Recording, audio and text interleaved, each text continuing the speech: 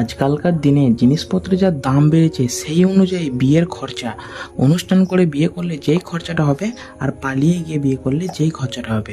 অনুষ্ঠান করে বিয়ে করলে যেই খরচাটা হবে সেটি হলো সোনাদানার খরচ 3 লাখ টাকা, বিয়ের খরচ 1.5 লাখ টাকা, খাওয়া দাওয়ার খরচ 2.5 লাখ টাকা, বিয়ের প্যান্ডেল, লাইট এবং ডিজে এর জন্য 1 লাখ টাকা।